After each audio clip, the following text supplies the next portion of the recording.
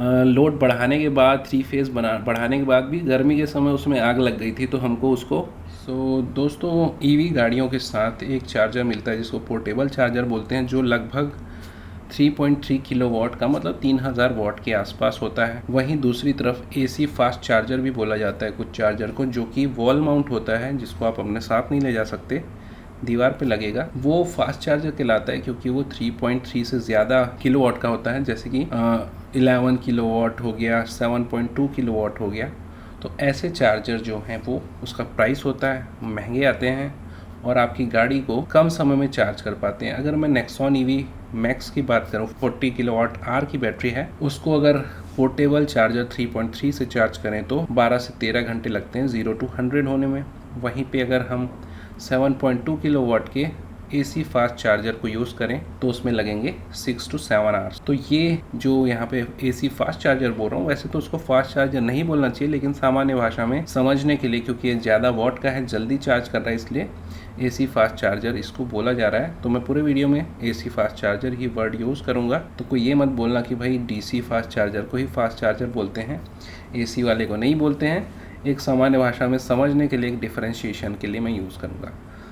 इस वीडियो को शुरू करते हैं, लेट्स गो। दोस्तों, मेरा नाम है डॉक्टर गिरीश और डॉक्टर गैजेट चैनल में आपका स्वागत है। अभी ईवी लोग ले रहे हैं, लेना चाहते भी हैं और कई लोग यूज़ भी कर रहे होंगे। तो सबके मन में लेते समय या लेने के बाद भी एक डाउट आता है कि हम जो पोर्टेबल चार्जर मिला है, जो ज़्यादा समय ले रहा है, उसी को यूज़ करें या फिर हम और इस चीज़ को फास्ट बनाने के लिए एसी फास्ट चार्जर यानी कि 7.2 किलोवाट या 11 किलोवाट वाला चार्जर ले लें। नई गाड़ी के साथ कई बार मिलता है तो उसका कॉस्ट जुड़ जाता है उसके प्राइस में, और अलग से लेंगे तो वो भी अमेज़ॉन, फ्लिपकार्ट, वो सभी जगह अवेलेबल है, लिंक मैं दे दूँगा। पहले आप डिसाइड कर लें आपके लिए फास्ट चार्जर है या नहीं है, किसके लिए है और कहाँ पे इसका नुकसान है और क्या क्या नुकसान है, पहले वो डिस्कस कर लेते हैं। तो पहला नुकसान, अप फ्रंट आपको 50-60 हज़ार रुपये खर्च करने पड़ते हैं, उसके साथ जीएसटी वगैरह मिला के तो और भी ज़्यादा हो जाता है।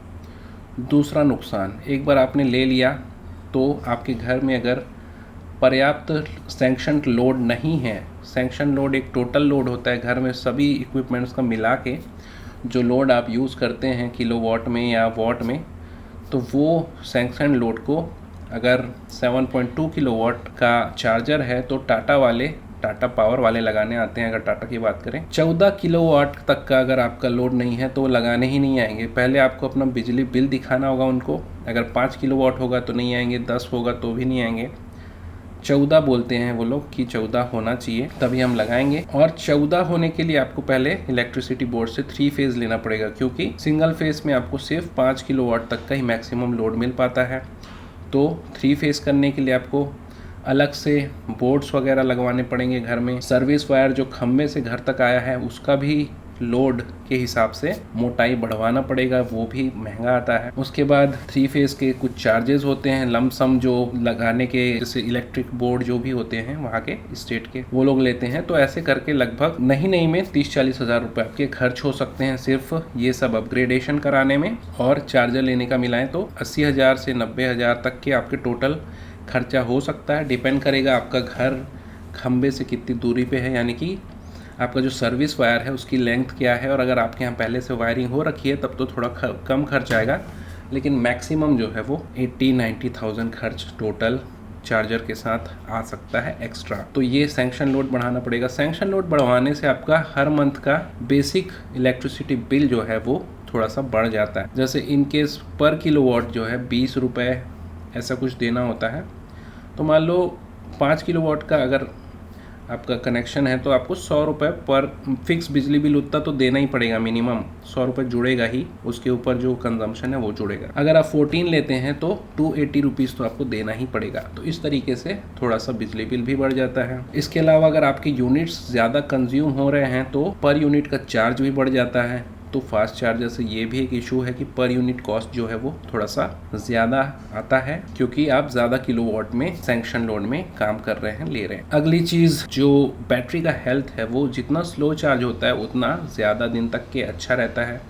तो सबसे स्लो चार्जर सबसे बेस्ट बैटरी हेल्थ देगा।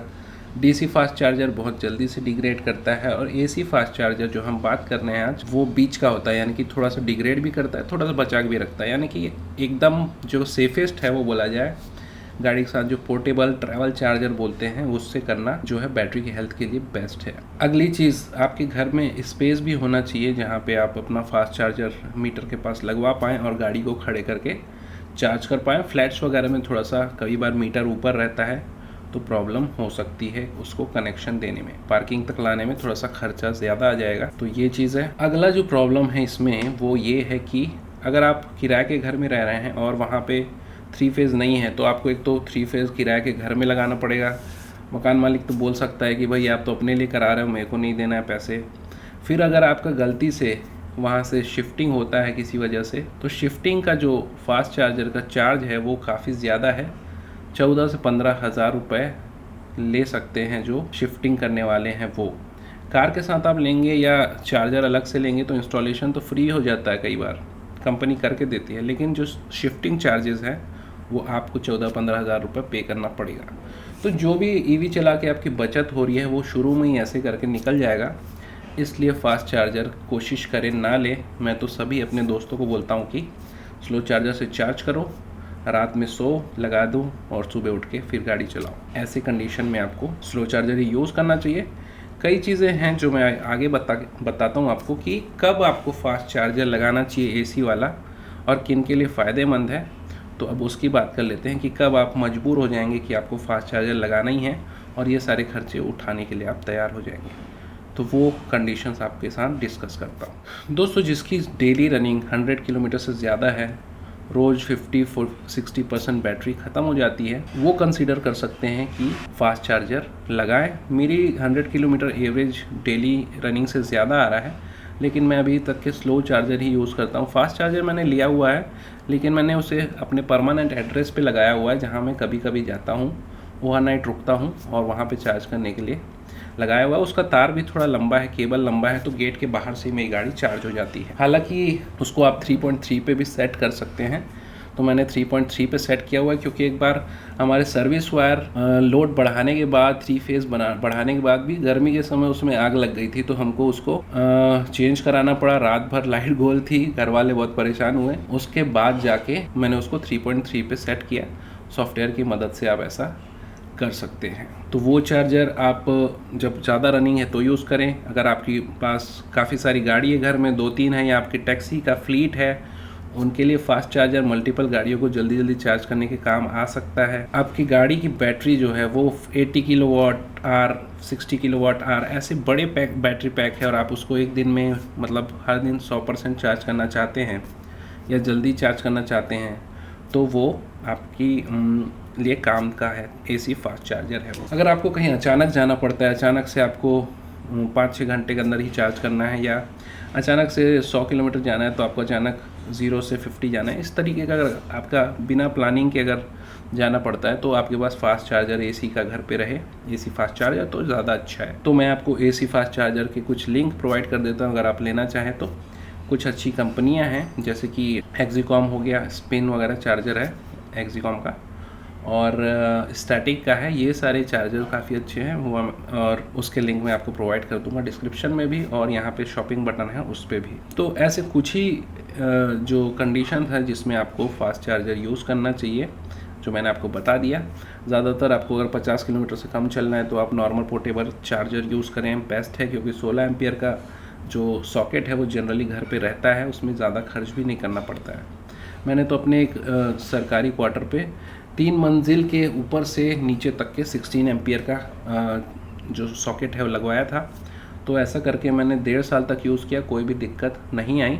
2.5 mm स्क्वायर mm का आपको 3 कोर केबल चाहिए रहता है, तो वो एक पाइप के अंदर तीनों केबल होता है, अर्थिंग, न्यूट्रल और पावर मतलब वाला, तो ये तीनों रहते हैं। तो 2.5 mm आपके 3.3 किलोवाट चार्जर के लिए काफ़ी होता है। तो 50 किलोमीटर से कम रनिंग है तो आप नॉर्मल चार्जर यूज़ करें। आपके यहाँ सिंगल फेज़ है, किराए का घर है, आप पैसा नहीं खर्च करना चाहते हैं, तो भी आप नॉर्मल चार्जर जो गाड़ी के साथ मुफ्त मिलता है उसको यूज़ कर सकते हैं। वो मैंडेटरी है देना, जो नॉर्मल चार्जर है वो। तो भाई ये थी बात फास्ट चार्जर या AC फास्ट चार्जर 7.2, 11 और 22 किलोवाट तक का भी आने लग गया है।